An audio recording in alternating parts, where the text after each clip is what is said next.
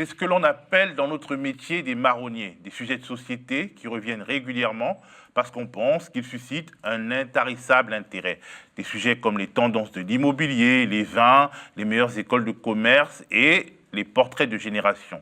Les 68ards, les baby-boomers, la génération X, la génération Y, la génération Z, les millennials, entendez ceux qui sont nés pas très loin de l'année 2000 et qui auraient des caractéristiques bien précises.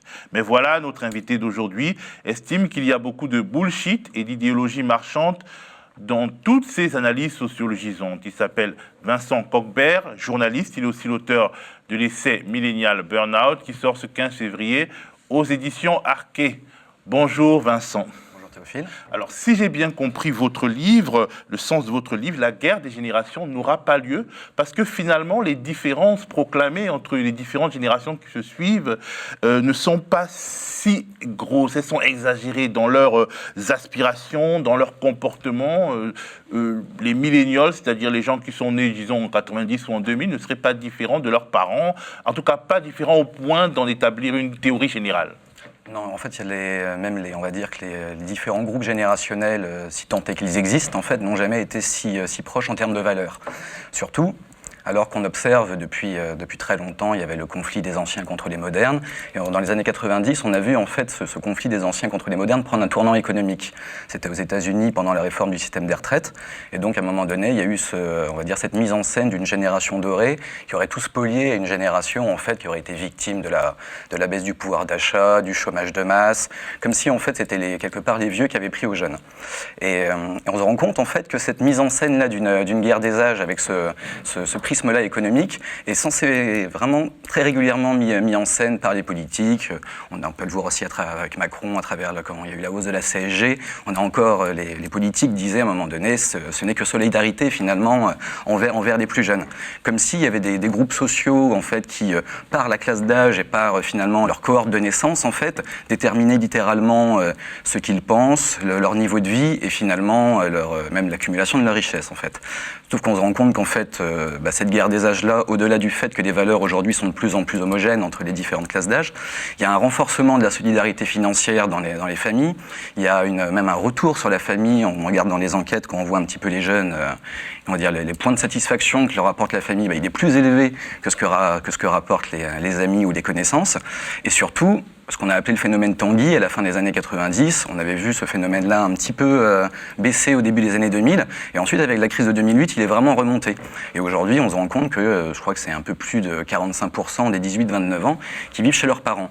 Donc en fait, la guerre des âges n'a pas lieu et n'aura pas lieu en fait. Mais c'est une manière de créer des groupes de papier pour évacuer des rapports de force qui sont... En gros, la guerre des générations est là pour nous faire oublier la lutte des classes qui existe toujours quelque part. Beaucoup, oui, entre autres. C'est aussi Après, il y a aussi de temps en temps aussi cette volonté. On a pu s'en rendre compte avec beaucoup de discours très très négatifs sur les millennials, qui venaient beaucoup de gens qu'on dit de la génération X, c'est-à-dire ceux qui sont nés entre 1960 et 1980. Et il y avait ce côté-là peut-être à un moment donné de la génération Y et millennials, c'est les mêmes en fait, qui ont été eux complètement scannés a priori en fait. On est en 1993 et c'est un magazine de marketing, alors que les individus les plus âgés des générations Y ou des milléniaux ont à peine 13 ans. On les définit complètement a priori et on crée le sociotype en fait d'un consommateur éthique, responsable, qui aime les marques. En fait, on essaye un peu de réenchanter on va dire, des lendemains qui chantent sur le front de la consommation, quoi, à travers la construction d'un archétype très fantasmatique. Alors donc cette construction d'archétype est une sorte de ruse du capitalisme, de la société de consommation pour rassurer d'une certaine manière les marques, poser un discours des marques préétabli et enrôler surtout ces générations-là dans une sorte d'appropriation d'une identité qui leur donnerait à vouloir s'inscrire dans les pas qui ont déjà été posés afin qu'ils aient des comportements prédéfinis. Il y a ça, mais c'est vraiment imposé de force en fait, parce que c'est plutôt la création vraiment au début ça a été par la consommation et la publicité, la création d'un archétype désirable, vraiment quelque chose qui pousserait à l'action pour inventer de nouveaux produits, de nouveaux services, pour ces jeunes qui censément étaient excessivement différents de ceux qui les précédaient. Ensuite, le concept de milléniaux, la génération Y, donc tout de suite on dit qu'ils sont zappeurs, infidèles, qu'ils sont vraiment dans la création, qu'ils ne veulent plus perdre leur vie à la gagner. En fait, on se rend compte que ces concepts-là et ces idées-là, ont ensuite infiltré la sphère managériale pour venir non pas accompagner des changements en fait qui étaient des changements voulus, mais pour quelque part justifier des changements et donner des visages humains à des changements, comme le désengagement des entreprises dans la gestion des carrières, comme la numérisation, comme même la nouvelle gestion des espaces, voire l'ubérisation aujourd'hui, où on nous explique en fait que le jeune, parce qu'il est millénial, parce qu'il est infidèle, qu'il a de la bougeotte, en fait voudrait être un slasher, voudrait faire plein d'emplois en même temps. Parlons un peu de ces concepts. Vous avez parlé du slashing, c'est-à-dire c'est une sorte de comportement du millénial qui voudrait avoir plusieurs boulots en même temps, qui trouverait ça hyper cool. Du switching aussi, qui voudrait changer de carrière, changer de vie, etc. En réalité, c'est la flexibilisation du monde du travail qui est subie plus que voulu, qu'on nous vend comme ça. Disons, on lui donne une image plutôt quasiment cool en fait, parce que si à un moment donné on dit que le jeune il veut accumuler plusieurs activités dans son domaine de quête de sens pour casser la routine, que tout ça est excessivement voulu en fait, et d'un seul coup l'ubérisation devient quelque chose d'assez glamour en fait, devient quelque chose d'assez fun, alors qu'on se rend compte en fait que ce rapport quasiment très on va dire quête de sens au travail correspond à une petite minorité d'individus. Et là encore il y avait un sondage il y a un jour de ça, qui était rapporté par LCI sur le slashing. Et là, c'était pour le coup une société de gestion et de solutions RH en fait qui avait commandé le sondage à Opinionway. Et on arrivait à un chiffre, c'était 29% des jeunes en fait qui voulaient accumuler, des Français qui voulaient accumuler plusieurs jobs. On regardait ensuite dans le détail, c'était les plus jeunes, c'était ceux qui travaillaient dans l'hôtellerie, c'était ceux qui étaient dans le service aux personnes, donc finalement les plus précaires. On leur demandait pas finalement est-ce que vous trouvez ça épanouissant d'avoir plusieurs travails, mais d'un seul coup c'était présenté comme en fait ok de temps en temps c'est subi, mais il y en a plein qui veulent faire ça, c'est une manière de se réinventer, de changer les rythmes sociaux, alors que quand on regarde dans le détail, ceux qui le pratiquent sont ceux qui ont intérêt à le pratiquer pour des intérêts financiers tout simplement. Ça permet finalement aussi pour les entreprises en fait qui sont dans ces changements structurels là, qui sont des changements voulus en fait pour eux à un moment donné d'avoir moins de masse salariale, donc de faire plutôt appel à des prestataires ou de pas garder les gens sur 10-15 ans parce que de toute façon on ne pourra pas leur promettre une ascension interne qu'ils souhaiteraient, auquel ils pourraient prétendre. Et donc on invente un nouveau sociotype qui est complètement fantasmatique, qui a des caractéristiques de comportement très précises et qui sont présentées d'un seul coup de manière désirable parce que c'est la jeunesse, parce que c'est le progressisme, parce que de toutes les manières, toutes les valeurs qui entourent la jeunesse sont plutôt des valeurs désirables. Et à partir de la construction de ce sociotype-là, on invente un groupe de papier et un levier de changement d'un seul coup qui est vraiment fait au forceps, tout ça avec un discours très, très séduisant. Alors donc, tout cela est alimenté par des armées de consultants, des cabinets qui ont des prétentions scientifiques, sociologisantes. En réalité, si on vous comprend bien, ce sont des prophètes spécialisés en prophéties autoréalisatrices et voire des idéologues en fait. C'est les idéologues, et il y a un côté vraiment très autorisateur, parce qu'à un moment donné, si on fait que de vous répéter que vous êtes quelqu'un en fait qui va constamment bouger, qui ne veut pas être qui d'ailleurs ne veut pas trop être dans la transmission, les aînés n'ont rien à lui apprendre, c'est plutôt lui qui a à apprendre, qui en même temps est forcément très créatif, donc vous êtes tout le temps mis sous tension, vous êtes aussi avec cette insécurité intégrée, où vous allez tout le temps aussi regarder ailleurs s'il y a des opportunités, parce que de toute façon c'est comme ça qu'on vous présente, mais c'est surtout comme ça aussi vous intégrez qu'en fait on ne peut rien vous promettre. Donc en fait, quelque part, on va se caler dans le moule quelque part. Et là où c'est vraiment des idéologues, c'est qu'en fait, j'ai pu les observer, il suffit d'observer d'ailleurs les discours en fait qu'on tient depuis, on va dire, le début des années 2000 jusqu'à maintenant. Il n'a absolument pas changé, que ce soit pour décrire la génération Y ou millennials et maintenant les Z. C'est tout le temps les mêmes problématiques. Et là où ça devient de plus en plus piégeant, c'est qu'en fait, on se rend compte, alors qu'on est aussi en Occident, on est dans un monde plutôt vieillissant, qu'en fait, cette obsession comme ça sur les jeunes générations sur des jeunes générations un peu souvent imaginaires, en fait, sont en train de créer un monde au sein du monde du travail et un discours sur les jeunes, en fait, qui est complètement hors sol, qui est complètement fantasmatique et qui, surtout, à un moment donné, fait un peu souffrir les gens en entreprise, je pense aussi. Et fait souffrir les jeunes en entreprise. Évidemment, c'est qu'en fait, on va dire, le filtre générationnel permet une essentialisation qu'on ne se permettrait évidemment pas avec des catégories ethniques, sexuelles. Mais d'un seul coup, il suffit de dire à un moment donné, ce sont des millennials, donc ils sont nés entre telle ou telle période, ils sont, je sais pas moi, ils sont infidèles, ils sont pas très intéressants, ils sont très égoïstes, ils sont très narcissiques. On se permettrait absolument pas de dire ça à un groupe social quel qu'il soit en fait. Et bizarrement, en fait, on se le permet avec le filtre générationnel, comme si on voulait que ce soit performatif en fait. Vous vous expliquez aussi que finalement, ces catégorisations, ces concepts ne sont pas bien fixés. Par exemple, un millennial ou bien une génération Y, c'est vague, c'est flou, et on peut y mettre des choses différentes ou élargir le spectre de la catégorie, restreindre, faire des micro-générations, etc. C'est ça. Au début, il y a le renouvellement biologique, normalement c'est tous les 20 ans, à un moment donné, qu'il y a une nouvelle génération. Et par rapport à leur, on va dire, à leur packagéisation ou leur manière de les catégoriser, on se rend compte que dans l'histoire, en fait, il y a eu 3 générations X différentes. Une au lendemain de la Seconde Guerre mondiale, une autre pendant la période du Swinging London, où c'était vraiment les jeunes qui découvraient un peu la pop culture, et ensuite, avec le roman de Douglas Coupland, dans les années 90, et on a fini par fixer ça, on va dire, pour les gens qui sont nés entre 60 et 80. Mais par exemple, pour la génération Y, la Chambre de commerce aux États-Unis, ils se sont rendus compte, en fait, qu'il y avait au moins 21 cohortes différentes. Il y en a, ils les faisaient commencer de 1980 jusqu'à 2000, d'autres de 84 jusqu'à 2005. Donc, en fait, c'est plus des fourches, c'est des fourchettes, en fait. Donc, comment est-ce qu'on peut tenir un discours qui aurait une simple prétention au moins d'objectivité et ensuite après de scientificité, c'est encore un autre débat, alors qu'on ne sait même pas de qui on parle, en fait. Justement, en fait, ce sont des consultants, des entreprises privées, en fait, qui élaborent ces concepts. Où est l'université pendant ce temps? C'est-à-dire les facultés de sciences humaines, les UFR de sociologie, où est-ce qu'ils sont? Pourquoi ils ne développent pas également un discours alternatif ou pourquoi ils ne décryptent pas, pourquoi ils n'imposent pas la réalité, là où il y a finalement de la fiction?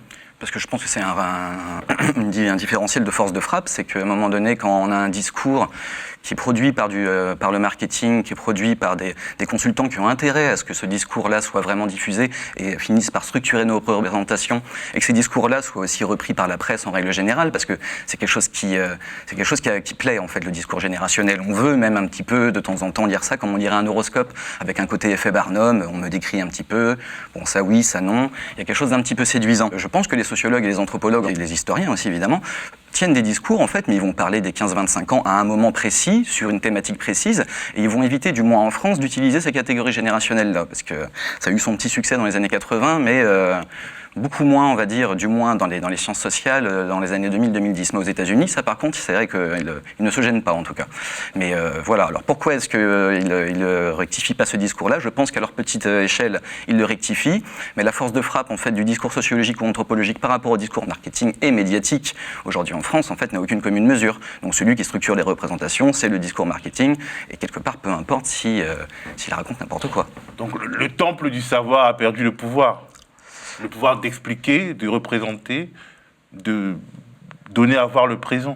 Je pense que ce n'est pas un constat qui s'applique forcément qu'aux générations et qu'au discours générationnel, mais c'est sûr qu'en termes de relais, les médias relaieront plus facilement une étude un petit peu marrante faite sur un panel, même qui soit tout petit et avec une méthodologie un peu douteuse, mais qui va expliquer qu'en fait, d'un seul coup, les générations Y a un caractère très spécifique qu'on va vraiment développer. C'est beaucoup plus intéressant qu'une longue étude qui a pris 4 ans, c'est une étude quantitative ou qualitative, mais bon, de nuances aussi. Voilà, qui est pleine de nuances et sur lesquelles ils vont pas pouvoir aussi tenir un discours on va dire, ludique. C'est qu'à un moment donné, on aime aussi créer du ludique par rapport à ça.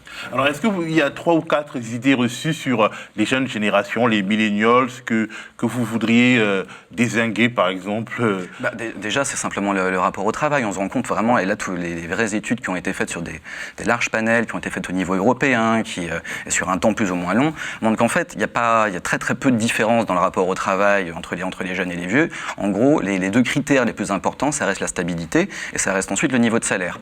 Vient ensuite ce qu'on appelle le rapport un peu post-matériel au travail, sur la quête de sens et compagnie, mais on se rend compte que ça touche vraiment des 20 à 25% de la population. Comme autre idée reçue, il y a ce côté aussi, à un moment donné, qui serait forcément, eux, dans une forme d'infidélité, ils ne pourraient plus s'investir, sauf qu'on se rend compte en fait que quand on les interroge, c'est eux-mêmes en fait qui sont dans une sorte d'insécurité incorporée en fait, qui fait que ils ne s'investissent pas complètement parce qu'on leur dit de toutes les manières, on leur fait comprendre à travers ces discours-là, ça ne sert pas à grand-chose de t'investir parce que de toutes les manières, tu es quelqu'un qui va partir, tu fais partie du grand cycle en fait des jeunes en fait qui vont te tenir au moins 2 ou 3 ans.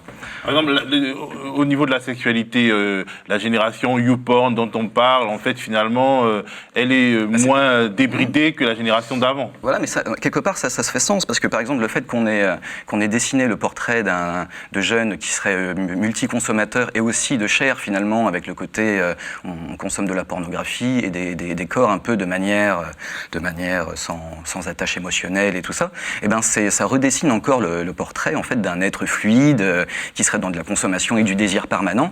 Donc ça vient fixer finalement cette même image qu'on a commencé à dessiner dès le début d'un consommateur, parce qu'en fait dès le début il ne s'agit pas de parler de la jeunesse, mais de dresser encore une fois le portrait type d'un consommateur.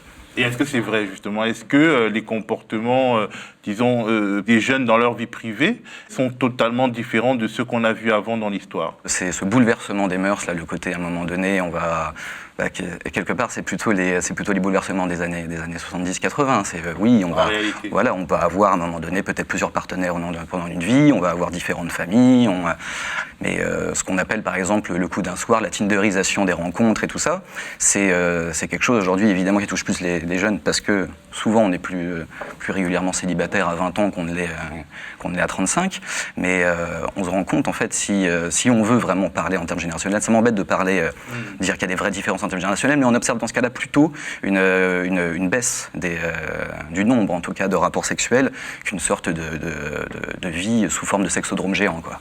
Ok, alors à travers ces généralisations excessives, il y a quand même deux tendances contradictoires qui émergent, deux discours différents qui s'appuient sur ces généralisations. Il y a un discours jeuniste, la jeunesse c'est cool, c'est bien, et aussi un discours conservateur, ces jeunes, ils sont insupportables, ils sont ingérables. Est-ce que les deux se rejoignent d'une certaine manière? Oui, parce qu'en fait, quand le jeunisme, c'est pas les jeunes. Le jeunisme, c'est un peu une figure aussi inventée de l'enfant éternel, en fait, à trottinette. Comme on voit aujourd'hui à Paris, on peut avoir 60 ans, manger du quinoa, être progressiste et rouler à trottinette, en fait. Et en fait, ça, c'est du jeunisme. Ensuite, les discours qu'on tient, des discours excessivement négatifs qu'on tient sur les jeunes, alors ça, pour le coup, c'est immémorial. Et on va dire, c'est l'écume du conflit des anciens contre les modernes, ça. Alors, tous ces clichés évoquent une jeunesse incluse, moderne, qui serait finalement très très à l'aise dans la start-up nation, dans l'ubérisation, dans la mondialisation. Mais en fait, en France, par exemple, lors de la présidentielle de 2017, les 18-25 ans, ils ont voté surtout pour des candidats qui ne prônaient pas ce type de valeurs. Jean-Luc Mélenchon arrivé très largement en tête, suivi par Marine Le Pen et Emmanuel Macron, le candidat le plus jeune, le candidat en fait dont le propos correspond à ces clichés, il était troisième. Oui, et puis c'est surtout les plus de 60 ans aussi qui ont énormément voté pour Macron, et on a vu là, je crois qu'il s'appelle les foulards rouges, c'est ça, qui marchaient dans la rue. C'était pas une population de jeunes qui venaient défendre Emmanuel Macron. Non, on se rend compte en fait, c'est ça, c'est qu'à un moment donné, tout ce discours packagé, marketé sur la jeunesse à travers une figure complètement fantasmée, en fait, nous fait complètement passer à côté des vraies fractures qui sont en train de jouer et autant les relations, les générations entre elles n'ont jamais été aussi homogènes, autant moi j'ai le sentiment que si on veut parler en termes de cohorte, celle auquel on a affaire aujourd'hui n'a jamais été aussi éclatée, aussi diverse en fait, et avec des aspérités très différentes en fait. Parce qu'effectivement, le jeune qui vote pour Jean-Luc Mélenchon et le jeune qui vote pour Marine Le Pen, ils sont hostiles au monde qui se construit en ce moment, mais ils sont aussi totalement différents l'un de l'autre. Ah bah oui, c'est ça. Après, ils sont. Je pense aussi qu'il y a peut-être des périodes d'âge, et qu'à un moment donné, peut-être pour des raisons. C'est vraiment de la subodoration, mais qu'on peut à un moment donné avoir par des rencontres, d'adhésion, on peut être à un moment donné. Je pense à 19-20 ans, voter pour le Rassemblement national, et ensuite par d'autres rencontres et d'autres groupes sociaux se mettre finalement plutôt du côté de la France insoumise. Donc j'ai pas les chiffres, j'ai pas les études qui permettraient de dire qu'ils sont vraiment eux-mêmes radicalement différents. On ne pas essentialiser quiconque. Voilà, c'est ça.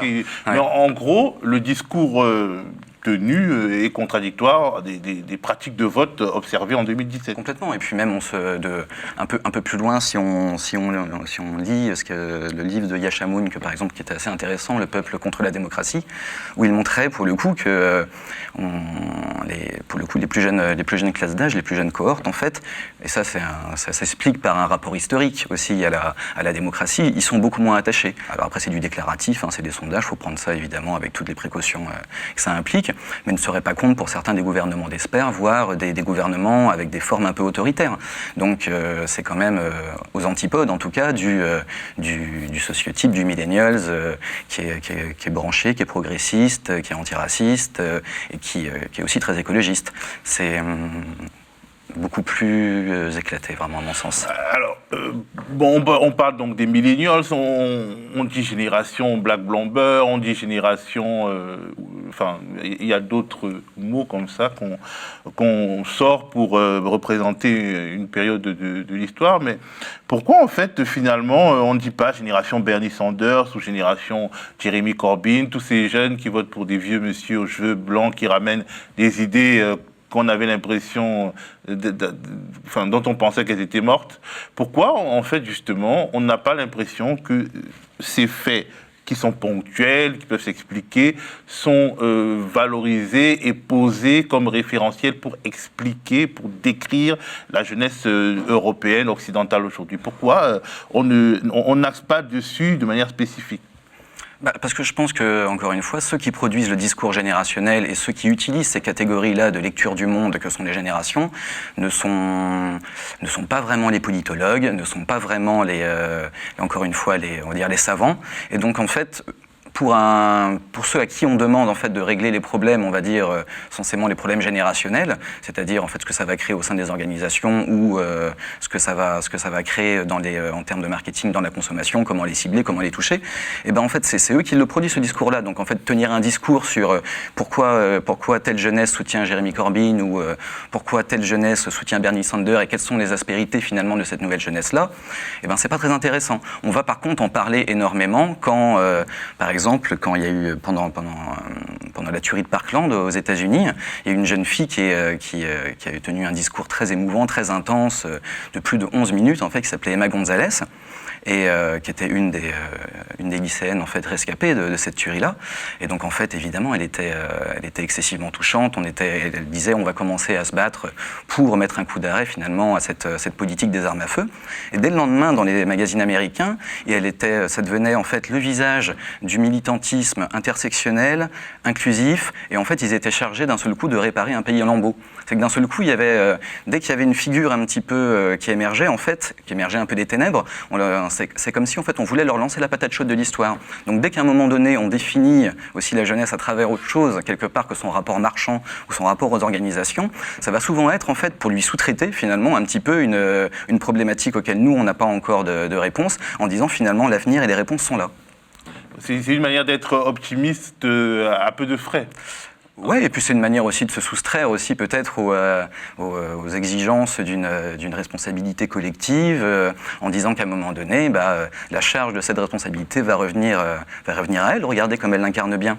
Vous dites aussi dans votre livre que les générations telles qu'on les présente aujourd'hui et des concepts même comme l'adolescence, ce sont des concepts historiquement datés qui ne vont pas de soi, qui sont construits. Pourtant aujourd'hui, nous sommes préparés à penser totalement différemment. Comment le switch s'est fait ? L'invention de l'adolescence, on est vraiment à la fin du 19e, où on est vraiment passé de la jeunesse à un moment donné vue comme une catégorie potentiellement dangereuse et potentiellement délinquante, à d'un seul coup l'âge de tous les possibles, avec quelque chose un regard très très fasciné. C'est des psychologues comme Pierre Mandousse qui commencent à écrire un bouquin qui s'appelle L'âge de l'adolescence, où il explique bien ça. C'est vraiment le passage avec un changement de personnalité total. C'est cet état de transition entre l'enfance et l'âge adulte. Et ensuite l'adolescence en tant que catégorie marketing apparaît dans les années 60 avec l'introduction de l'argent de poche, où d'un seul coup en fait elle devient un marché, la culture rock, tout ça. Et donc en fait ça va être en gros la mise en scène encore de la rébellion du fils contre le père. Sauf qu'on se rend compte qu'en fait, depuis 40 ans, 50 ans, on vit dans cette civilisation-là, qui est maintenant la civilisation de la pop culture, en fait, et on consomme quasiment les mêmes séries, entre 20 ans et 50 ans, on va consommer à peu près les mêmes séries, on va parfois même écouter les mêmes musiques, on va lire les mêmes auteurs. C'est qu'à un moment donné, tout un aplatissement finalement de ce qui était avant les objets culturels qui permettaient d'être dans de la transgression parentale ou dans de la distinction tout du moins. Donc l'adolescence aujourd'hui, on dit même qu'elle doit s'étaler, on va dire, des 12 ans jusqu'à 24 ans. C'est qu'en fait, les âges disent de moins en moins ce qu'on est.